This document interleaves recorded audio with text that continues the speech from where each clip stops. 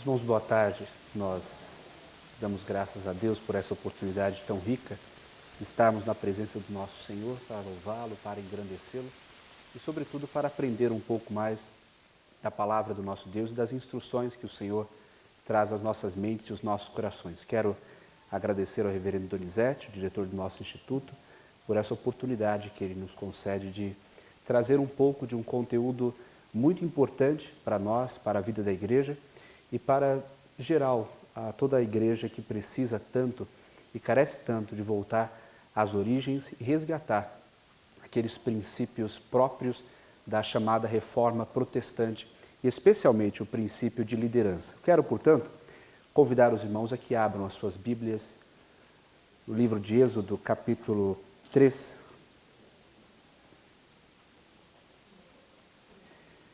Êxodo, capítulo 3, e nós leremos apenas o versículo 10.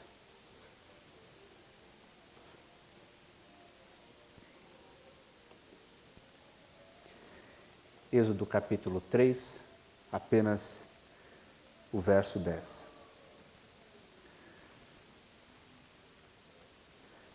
Vem agora, e eu te enviarei a Faraó, para que tires o meu povo, os filhos de Israel, do Egito. Amém.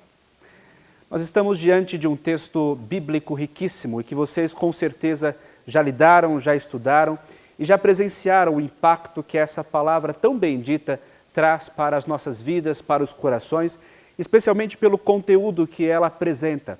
É um texto introdutório que nos mostra o chamado de um homem, mas sobretudo demonstra um momento histórico muito difícil e um momento que precisava ser trabalhado pelo próprio Deus, tendo apenas Ele o poder para resolver uma situação tão grave. É o tempo de um grande império, de um reino assustador, que dominava de um modo terrível aquele povo de Israel, que àquela altura já se multiplicava, crescia, mas um povo que ainda não tinha estrutura militar, política organizada para se libertar. E a grande questão que surge é quem poderia, então, libertar este povo. E como poderia-se, então, trazer liberdade, uma vida plena para aqueles filhos de Israel ainda aprisionados e ainda debaixo da opressão do grande império egípcio. Parece que as coisas não fluiriam e não teria nenhuma saída para aquele povo, até que o Senhor, que é infinito em misericórdia, em graça, em compaixão, aproxima-se de um personagem que os irmãos haverão de estudar posteriormente, analisando a sua estrutura de liderança, que é o grande profeta Moisés. Mas eu gostaria que vocês percebessem algo que é muito próprio desse texto, e não só dele, mas de outros textos da Escritura Sagrada. O ambiente de Egito, o ambiente de dificuldade, o ambiente de opressão, principalmente espiritual, não está apenas concentrado neste tempo, mas em diversos outros momentos. Caminhem, por exemplo, pelas histórias que são narradas no livro de Juízes. Caminhem também pelos livros dos profetas. Olhe alguns dos relatos dos Salmos e olhe também a revelação neotestamentária. E vocês haverão de perceber que sempre há momentos muito difíceis, mas que são solucionados não simplesmente por uma intervenção humana ou por pensamento humano, mas pela vocação que o Senhor tem e pelo chamado que o Senhor promove a alguns indivíduos especialmente habilitados e chamados para realizarem a obra de Deus. Não é diferente quando nós olhamos aquele período conturbado chamado de Idade Média. Ele começa lá em 476 e vai se encerrar em 1453 com a queda de Constantinopla. Nós observamos que é uma época de florescimento intelectual e, ao contrário do que dizem, não é um mundo ou um período das trevas, muito pelo contrário, se tem muito desenvolvimento tecnológico, intelectual e muito se progride enquanto sociedade na Europa daqueles dias. Em contrapartida, se nós analisarmos espiritualmente o caso e percebermos aquela Europa da Idade Média, é que nós vemos, na verdade, e aí sim, um período de profundas trevas. Nós chegamos então a analisar e pensamos como aqueles indivíduos viviam uma religião rasteira e uma religião problemática, uma religião que tinha como nome cristianismo, mas que não se aproximava dos princípios próprios do cristianismo. É uma época, por exemplo, que muito se podia perceber em relação a negócios eclesiásticos. Ora, a simonia, que é aquele ato de se comprar benefícios eclesiásticos e até mesmo cargos eclesiásticos, era algo extremamente comum. Pobreza espiritual, ausência da escritura sagrada nos púlpitos, nas igrejas, uma linguagem que ninguém poderia entender e tantos males que rondavam a Europa daqueles dias. E é então, já no século XVI, que o Senhor, à semelhança deste personagem Moisés aqui e dessa situação, passa a chamar alguns homens. E levanta alguns homens improváveis e homens simples, homens de carne e osso como nós, mas homens que foram chamados por Deus para a semelhança desse grande profeta, exercerem um papel de liderança, exercerem um papel de importância excepcional, não só no que diz respeito à constituição da igreja e à organização da igreja, mas que são tão importantes que definem até hoje o mundo ocidental e definem aqueles grandes países da Europa até os dias de hoje. Dentre esses personagens é que nós destacamos um. E esse personagem, os irmãos devem entender, é um homem que tem uma mente brilhante, é um homem que tem uma forma de escrita excepcional, mas especialmente o modo como ele lida com a sua realidade e o modo como lida com a realidade em que estava inserido é que fazem com que o seu pensamento seja determinante para a interpretação bíblica, para definições quanto à economia, para definições quanto à sociedade e especialmente para a formação de um estilo de homem, a formação do homem chamado calvinista. Nós falamos então daquele personagem muito antigo e tão celebrado de nome João Calvino. É um homem que nasce no ano de 1509. Ele não tem grandes benefícios e ele amadurece para a academia, para o pensamento, para a intelectualidade. E, infelizmente, nós não temos muito tempo para tratar da sua história e, de modo biográfico, é o nosso objetivo trazer apenas alguns pontos da sua vida. Mas é muito importante nós citarmos que é o homem que traz toda a sistematização da reforma. É o grande pensador da reforma, é o grande exegeta da reforma e até hoje é lembrado como homem que, ao lidar com o texto bíblico, procura ser fiel, procura ter uma interpretação muito precisa e procura especialmente trabalhar a língua, a própria língua que o texto bíblico apresenta, a fim de que pudesse extrair a real mensagem de Deus para os dias tão conturbados do século XVI. E é isso que molda especialmente o pensamento chamado reformado. Por um lado, ele é um contraponto do que existia naqueles dias. Se por um lado havia aquele pensamento de uma igreja decrépita, uma igreja já mergulhada em pecado, a reforma vem para resgatar princípios e valores, mas especialmente ela quer retornar à Escritura Sagrada. Não apenas quanto à liturgia, não apenas quanto à teologia, mas todo um sistema de vida que a palavra de Deus expõe. Esse homem Calvino é um personagem tão significativo que dentro do seu pensamento nós observamos todas as áreas correspondentes à vida.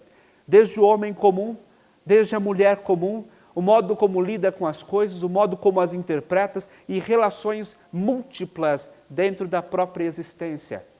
Mas é um homem também que faz, na sua exposição, belíssimas considerações, de tal modo que é lido e celebrado até hoje naqueles livros que os irmãos certamente conhecem como a instituição da religião cristã.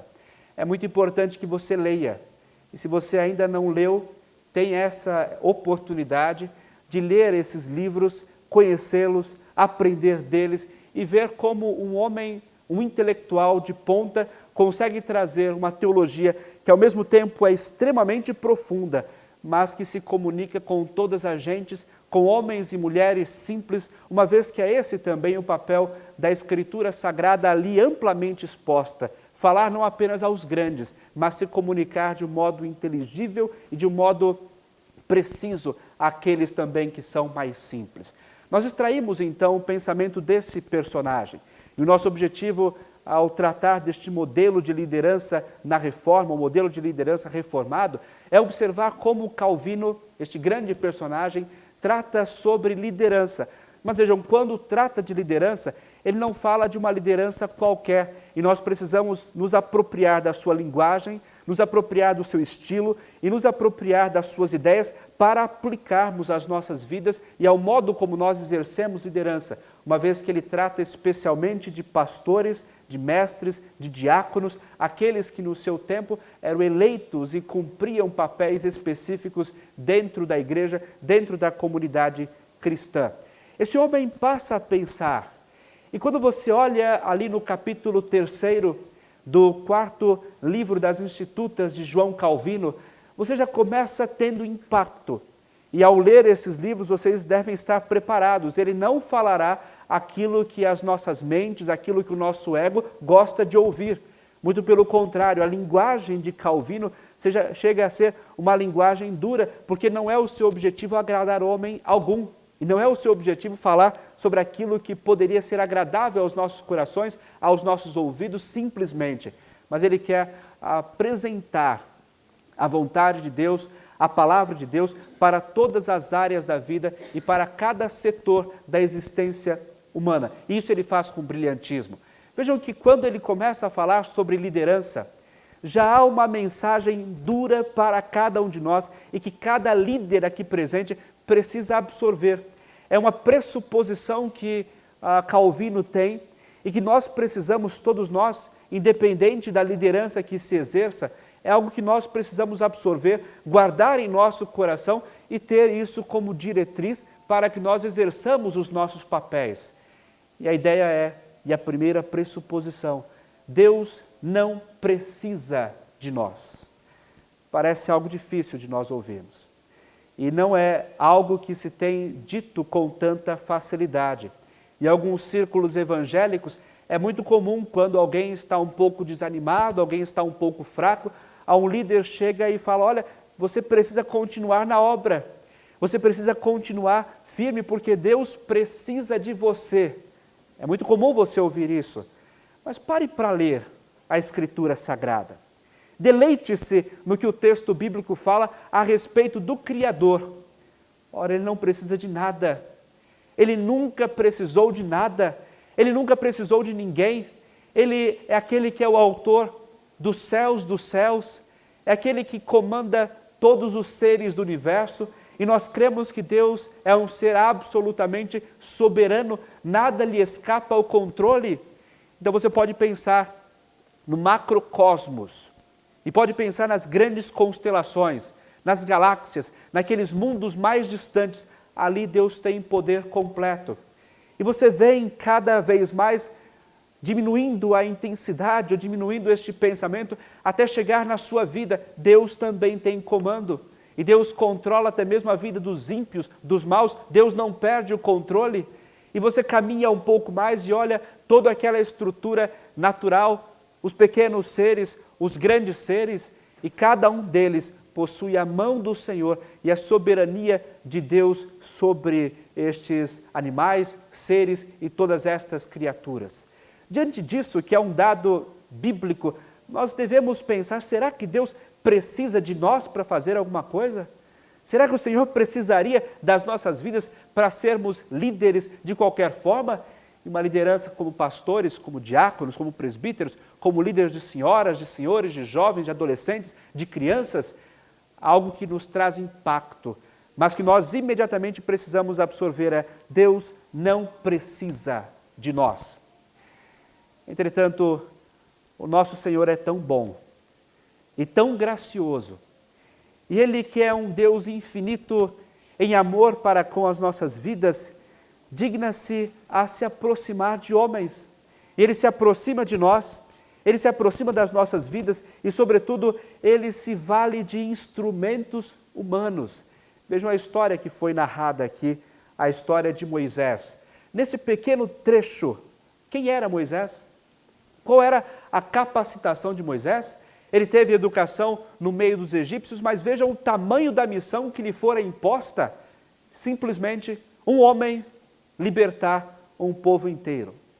simplesmente um homem na altura já dos seus 80 anos para libertar uma nação inteira. É certo que ele não teria condições algumas para realizar, mas o Senhor, sendo gracioso, é quem o chama. E é essa convicção que nós devemos ter, que nós não temos absolutamente nada. Não é a nossa inteligência, não são as nossas habilidades, não é o modo como especialmente falamos ou como agimos que o Senhor nos escolhe. Mas Ele é quem nos chama e Ele é quem nos capacita para sermos instrumentos nas suas santas e poderosas mãos. É para isso que a liderança existe, para expressar a instrumentalidade de Deus e para servir como instrumento nas mãos de um poderoso Senhor, poderoso Redentor. Mas há um detalhe também que Calvino coloca enquanto suas pressuposições, que o papel da liderança é trazer unidade. Ou seja, por que Deus usa determinados homens para conduzir, para liderar, para presidir um grupo de pessoas? E a ideia é, eles são instrumentos de Deus, eles são chamados pelo próprio Deus para cumprirem uma missão, mesmo que Deus não precise destes homens, mas o objetivo da liderança, ou um dos objetivos da liderança, é que ela deve expressar e trazer uma unidade. E ele sempre toca num ponto interessantíssimo.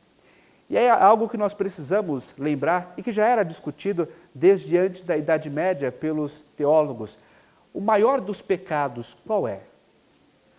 Qual é o maior de todos os pecados? Ou aquele pecado que, segundo alguns autores, traz a origem a todos os demais pecados? Certamente é aquele que nós denominamos soberba ou orgulho. E Calvino diz que para que nós fôssemos livres de toda soberba, de todo orgulho, para que cada um não colocasse para fora as suas opiniões e desprezasse as opiniões das autoridades, é que o Senhor constituiu líderes, porque eles trarão a unidade, eles concentrarão responsabilidades e eles que têm o objetivo de trazer a mensagem de Deus, a palavra de Deus e trazer especialmente uma conduta que corresponda aos princípios que o Senhor tem para a vida daquele povo selecionado. Vejam, meus irmãos, que maravilhoso! Isso, especialmente quando Calvino fala sobre pastores, sobre presbíteros e doutores da igreja, é importantíssimo. Nós olhamos para esses personagens e reconhecemos a grande responsabilidade que têm, mas observamos e ouvimos também as vozes que vêm destes homens, uma vez que transmitem ou devem transmitir a palavra de Deus, a fim de que haja uma unidade de pensamento, a fim de que haja uma transmissão da palavra para indivíduos e para a edificação do povo de Deus que tanto dela carece. Bem, essas são as pressuposições, ou seja, o que há de nortear o pensamento do grande reformador são essas ideias de como nós primeiro analisamos que o Senhor de nada precisa, mas como o Senhor se vale pela sua graça de instrumentos, e esses instrumentos servem para trazer unidade e para livrar o povo de Deus de toda soberba, de toda opinião equivocada e de toda expressão que não corresponda fielmente à palavra do nosso Deus. Mas vejam mais, meus irmãos. Calvino começa então a falar sobre liderança e falar especialmente sobre ministros do Evangelho, sobre diáconos ou outros que têm um papel na liderança da Igreja de Cristo. E nós precisamos também refletir sobre isso. Pare para pensar naqueles livros sagrados, que são as chamadas cartas pastorais, que o apóstolo Paulo escreve a alguns homens, especialmente as duas cartas que escreve a Timóteo e a carta que escreve a Tito. Há líderes aqui, eu creio, e é certo, meus irmãos, que nós precisaríamos ler ao menos 3 vezes por ano estas cartas. Nós precisamos voltar àquele que não é apenas o modelo de pastor que é apresentado, certamente com maior precisão mas é o modelo de liderança. E não simplesmente pelos embates que tem, ou não simplesmente pela grande tarefa que tem, mas pelo molde do caráter que o apóstolo Paulo já apresenta naquele texto. Há um caráter que é maravilhoso. Há traços ali de personalidade, há traços ali de como o homem de Deus deve se portar e há significados demonstrados naquele texto que nos trazem impacto até hoje. E nós precisamos recobrar e voltar àquilo que os textos nos falam e que é resgatado também pelo reformador. Calvino, ao falar sobre o caráter do líder, acaba resumindo em 2 palavras. Obviamente, na sua discussão, há outros pontos que ele também desenvolve, mas 2 palavras nós podemos guardar quanto ao seu caráter após trabalhar as pressuposições que dirigem ao pensamento do reformador. Primeiro, boa doutrina. E segundo, santidade. Boa doutrina. Ora, o que significa isso? Significa, meus irmãos, em uma expressão muito prática, ter paixão pela Escritura Sagrada, ter amor pela Escritura Sagrada, ter intensa consideração por ela e um amor tal que faz com que o indivíduo nela se deleite todos os dias. Nós vivemos numa época, e essa época é fruto de um desenvolvimento tanto teológico quanto filosófico, que tratar sobre doutrina na igreja pode ser um problema. E os irmãos estão, e tem como pastor um professor que traz aulas de filosofia, exposições em filosofia, que pode explicar com muita propriedade como isso se desenrola ao longo da história da igreja. Mas hoje o que nós podemos perceber é que a doutrina tem um lugar um pouco mais reservado. É um lugar à parte, enquanto a experiência individual, a experiência por meio de arrepios, a experiência por meio de supostas visões, a experiência por meio de ações extraordinárias ganham maior impacto na vida das pessoas. Mas será que é isso que a Escritura nos fala? Será que é isso que o texto bíblico nos expõe? E será que é isso que a nossa tradição, que é tão importante para nós, nos apresenta como interpretação bíblica? Cada um de nós tem sua própria experiência com o Senhor. Só que essas experiências não podem estar à parte da Escritura. É a Escritura que determina o que é correto e o que não é. É a Escritura que faz orientar aquilo que é válido e aquilo que não é. Mas especialmente a Escritura que nos traz os princípios daquilo que nós cremos. E entendendo o que nós cremos, nós vivemos em correspondência com aquilo que nós confessamos. Por isso que é tão importante, segundo o reformador, que o líder, que o pastor, que aquele que há de trazer liderança para a igreja, seja diácono ou qualquer outra espécie de líder na comunidade cristã, tenha como princípio uma boa doutrina. Nós precisamos conhecer Bíblia, todos nós aqui. Nós precisamos conhecer teologia. Não pensem que é algo muito distante, que é algo muito difícil, ou que são áreas muito áridas para a nossa inteligência e para o nosso coração. Não o são. E se tornam áridas e difíceis, estudem cada vez mais, porque nós precisamos conhecer. A reforma traz um princípio excepcional. Enquanto o catolicismo lutava e vivia com uma fé chamada fé implícita, que é a ideia de que o indivíduo simplesmente crê no que a igreja crê. Então você pode imaginar, né? Alguém chega numa igreja romana e questiona-se, olha, o que a igreja romana crê? Ele fala, eu não sei o que a igreja crê. Eu não faço ideia das doutrinas da igreja, mas eu creio que a igreja está correta e eu creio no que a igreja crê. Isso é um princípio romano. Para nós reformados, para nós presbiterianos, protestantes, há a ideia inversa de uma fé explícita. Ou seja, nós sabemos o que nós cremos, nós sabemos o que nós confessamos, e vejam, por exemplo, os mártires em Guanabara que conseguiram escrever, e não eram teólogos, mas conseguiram escrever uma confissão de fé inteira, porque sabiam da Escritura, conheciam a sua teologia e tinham mais do que isso, marcas e convicções impressas nos seus corações, que os moviam a um amor intenso, a ponto de entregarem as próprias vidas por aquilo que criam, que é no nosso Senhor Jesus Cristo e na verdadeira religião exposta na Escritura Sagrada.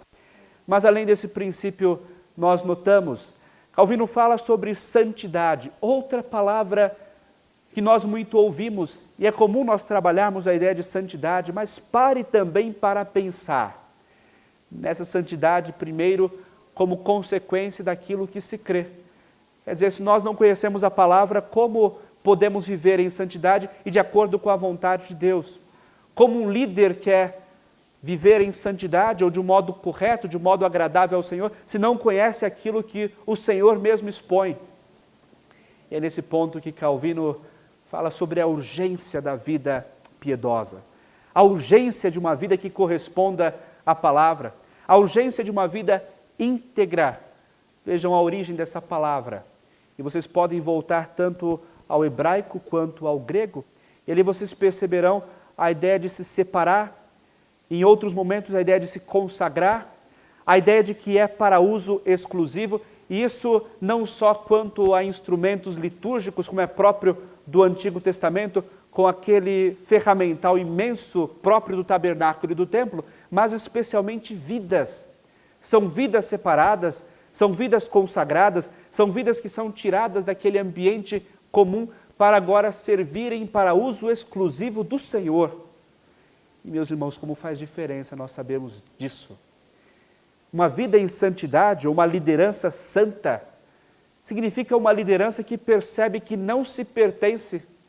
Não se pertence, nós não nos pertencemos, mas nós pertencemos ao Senhor de todo o universo.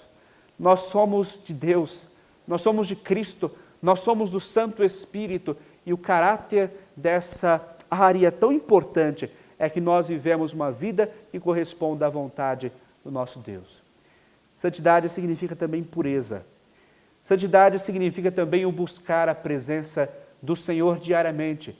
Significa lutar contra pecados, significa aqueles hábitos simples, mas por vezes tão esquecidos. É quando nós nos colocamos durante todos os nossos dias, simplesmente para abrirmos as nossas Bíblias, lermos, refletirmos e depois disso rogarmos ao Senhor numa expressão de inteira dependência que temos do nosso bom Pai. O caráter de uma liderança real, uma liderança bíblica, depende destes dois aspectos. Primeiro, uma boa doutrina, e eu me aproprio dessas palavras, que são as palavras que o reformador usa, mas também uma vida de santidade. Nós olhamos então apenas a título de exemplo a vida de Calvino. Pensemos neste homem. Nós não estamos aqui com o propósito de pensá-lo como um santo dentro do sistema católico ou como um homem excepcional, mas nós pensamos neste homem como alguém que viveu a Escritura e que estava disposto a pensar e viver de acordo com a palavra de Deus, mesmo que ele viesse a sofrer o dano. Nós observamos duas situações quanto a estes pontos. Uma delas é quando se discutia, especialmente na igreja em Berna, em 1537, a respeito de como a Santa Ceia deveria ser ministrada. E um ponto que para aqueles dias era algo considerável era a propriedade do pão. Para os de Berna e outras igrejas era necessário que o pão fosse sem fermento. E Calvino reluta, ele fala, não é necessário que seja assim, e não há um mandamento bíblico expresso de que necessariamente o pão deve ser sem fermento. Antes nós podemos ministrar valendo-nos dos elementos de todo tipo de pão. E nessa discussão, Calvino acaba sendo vencido pela maioria. Ora, ele tem sabedoria bíblica, tem equilíbrio para simplesmente estar pronto a ministrar uma ceia com o pão sem fermento.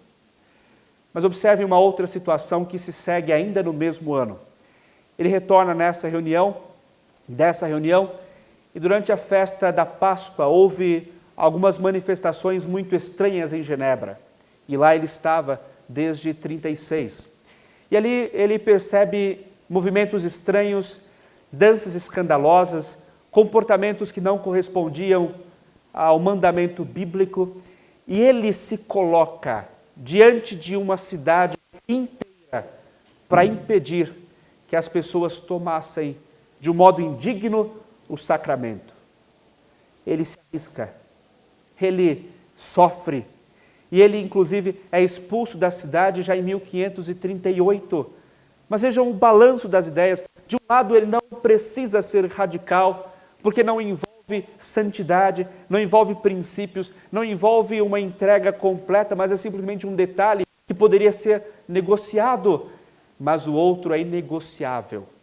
A santidade que o texto bíblico exige, a santidade que o Senhor do Universo exige, são caras demais para Calvino.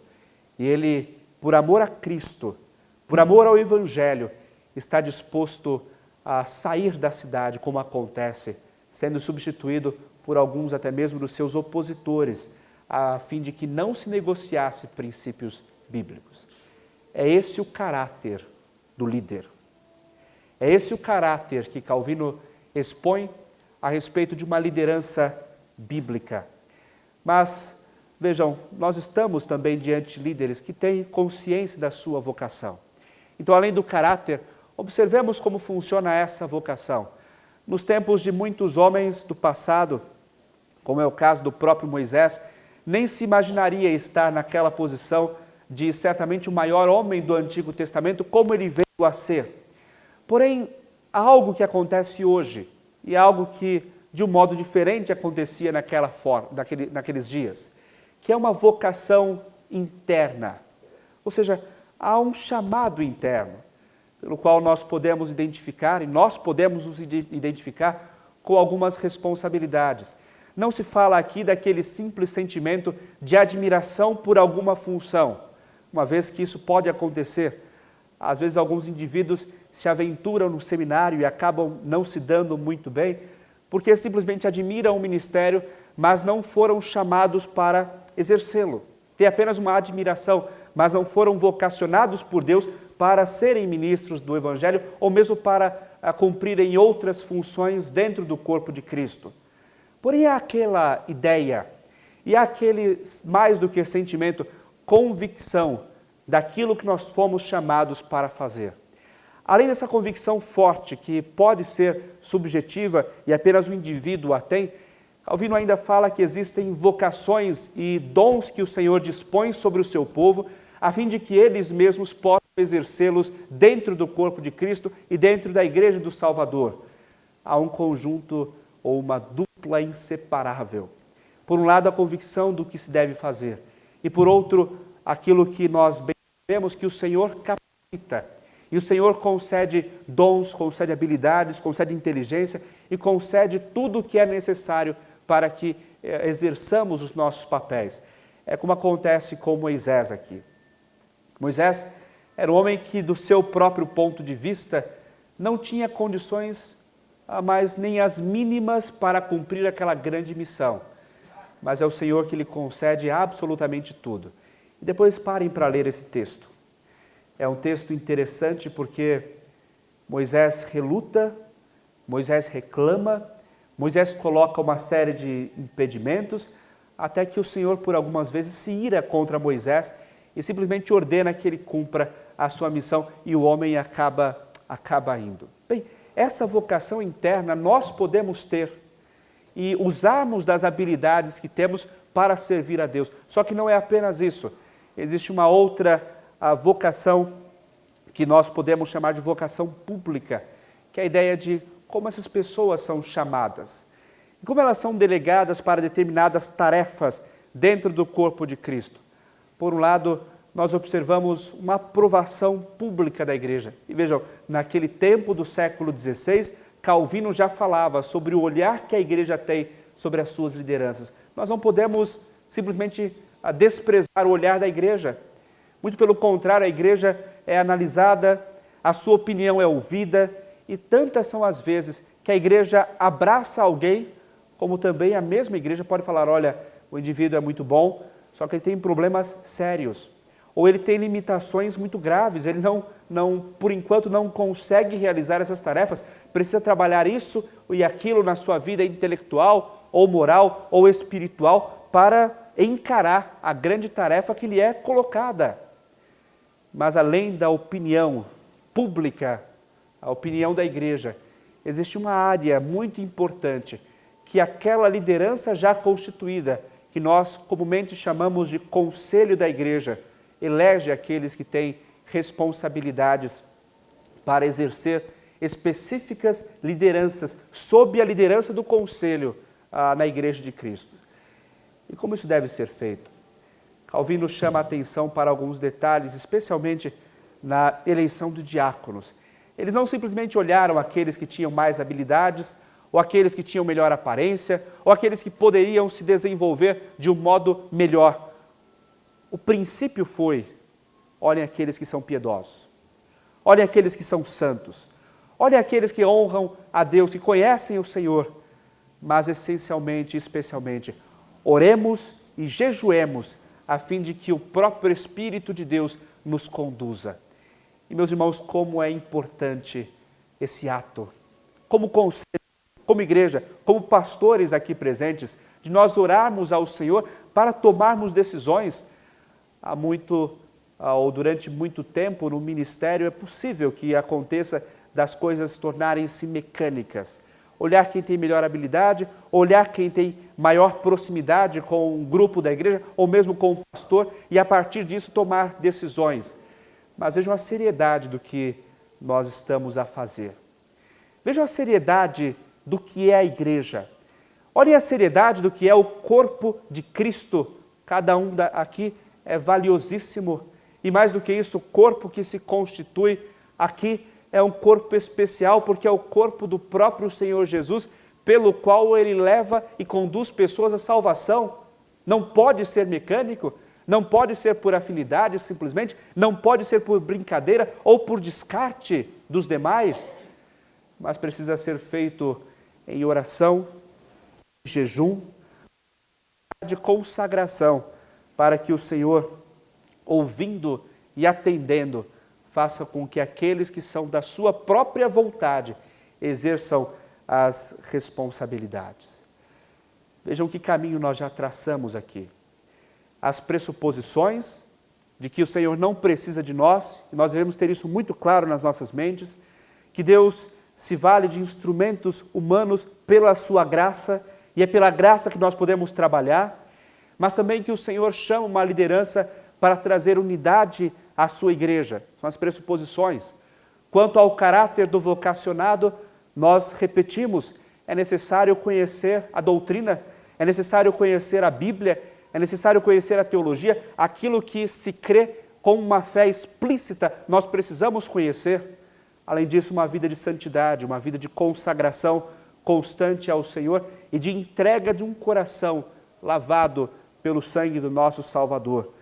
Mas também o chamado deste líder, que é tanto uma vocação interna, consciência interna, senso de habilidades e dons que foram dados pelo Criador, como também uma interpretação e uma vocação pública, em que a igreja observa e também a liderança já constituída traz esses indivíduos ou nos traz a uma liderança, a um exercício de prioridades, a grandes responsabilidades, mas sempre debaixo da oração e debaixo da súplica ao Senhor. Mas vejam, meus irmãos, este último ou penúltimo ponto, que é sobre o exercício do chamado. Como fazer? E talvez seja essa uma das maiores dúvidas que nós temos. Como realizar a obra de Deus? E o próprio Calvino desenvolve as ideias. Primeiro, cumprir a vocação. Tendo consciência do que fomos chamados para fazer e tendo consciência de que Deus nos chamou para realizar algo, é necessário que nós exerçamos com pontualidade, com responsabilidade, exerçamos da melhor forma possível, porque isto tem um objetivo e um propósito fundamental e um propósito maravilhoso. O executar do nosso chamado. Mas um ponto, e numa frase Calvino fala isso, sobre como nós devemos fugir de um perigo terrível chamado ócio. Às vezes se tem a ideia de liderança como sendo aqueles que ficam sentados, não se dispõem a fazer absolutamente nada e às vezes dão alguma ordem, ou mesmo são aqueles que simplesmente reconhecem ou são reconhecidos por algo que foi feito por outros. Só que o reformador fala, os ministros, e referindo-se aos pastores, não podem ter uma vida apegada ao ócio. E o que é ócio?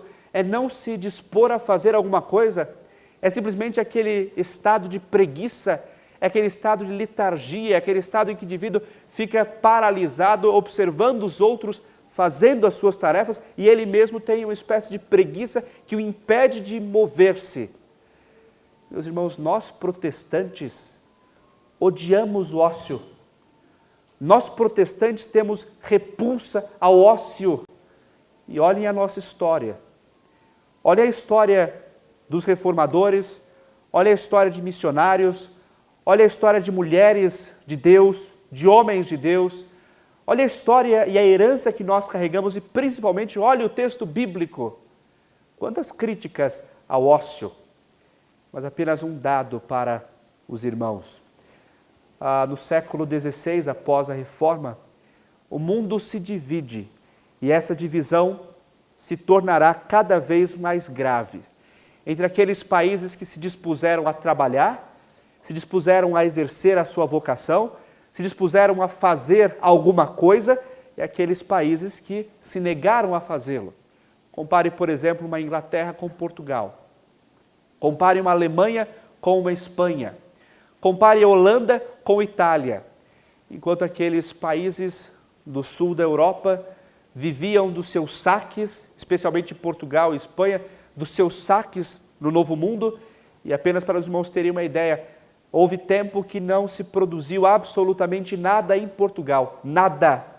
Precisava-se de um tecido mandava-se importar de outras regiões como a Inglaterra, porque Portugal não tinha nenhuma indústria, não tinha nenhum meio para produzir as suas próprias coisas e se retroalimentar, a tal ponto que o país quebrou. E olhem para esses países todos, além da Grécia, como são países que financeiramente e economicamente estão destruídos. Agora, o que há de especial numa Holanda?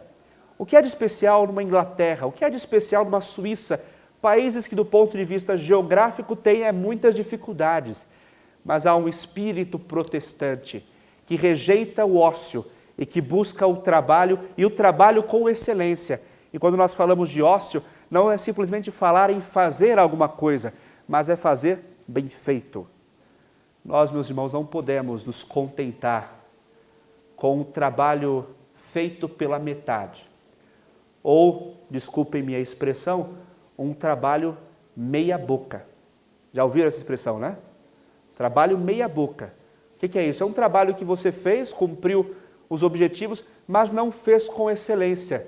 Não deu tudo de si. Enquanto o pensamento protestante, isso Calvino expressa, é de fazer tudo com excelência. E a liderança principalmente. Nós não podemos ter líderes que simplesmente se assentam, observam os demais, não pensam, não planejam, querem fazer tudo de última hora. Muito pelo contrário. A liderança, segundo os moldes da reforma, é aquela que tem e doa tudo o que há em si, porque sabe para quem realiza todo e qualquer trabalho. Livremos-nos do ócio. Mas um outro ponto que é muito significativo, levantado pelo reformador, é onde nós exercemos a nossa vocação. E tratando-se de ministros, de diáconos também, ele fala, é importante que você se concentre na igreja local. É importante que você saiba onde foi colocado. Então, aqui na primeira igreja de São Bernardo do Campo, se você foi colocado aqui para exercer a sua vocação, faça o melhor aqui.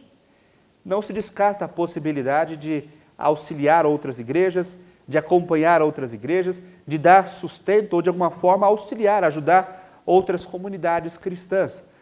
Porém, pense bem, aqui foi onde o Senhor te colocou. Ou na igreja onde você congrega, é o local onde o Senhor te colocou. E é ali que você precisa exercer a sua vocação com intensidade.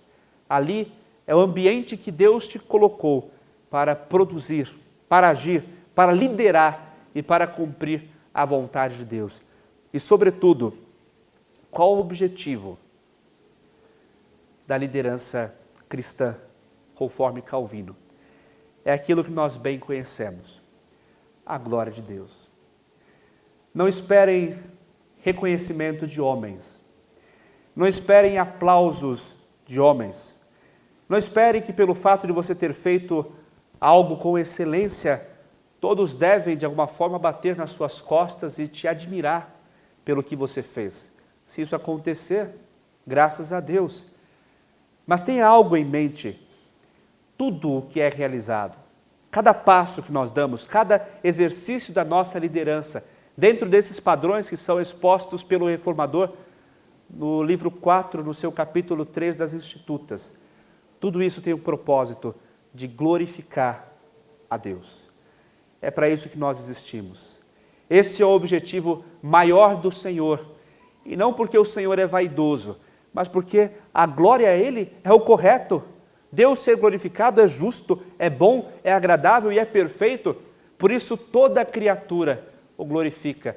E nós também, que somos chamados para a liderança, temos essa responsabilidade também. Não podemos, meus irmãos, cair em vaidade, em orgulho, um pecado que nós já citamos, muito pelo contrário. Toda a intenção, todo o movimento intelectual, físico que nós exercermos deve ter o propósito de glorificar, de exaltar o nome de Deus. A tal ponto que as pessoas olhem para o nosso trabalho, olhem para aquilo que você fez, para aquilo que você realizou, e não deem glórias a você ou a mim, mas glorifiquem ao nosso Deus. Meus irmãos, vejam que preciosidade. Um homem tão antigo, lá do século XVI, falando sobre temas tão relevantes que até hoje cabem às nossas vidas e que nós devemos buscar, nutrir, a fim de que não sejamos simplesmente lideranças excelentes, mas que mais do que isso, sejamos lideranças que expressam o caráter do nosso Salvador em santidade e que principalmente visem glorificar e exaltar o nome do nosso Trino Deus. Que o Senhor assim nos abençoe, nos ampare e faça cada um de nós uma liderança não correspondente a Calvino, mas uma liderança correspondente à Escritura Sagrada e ao Cristo bendito, o nosso Salvador. Amém.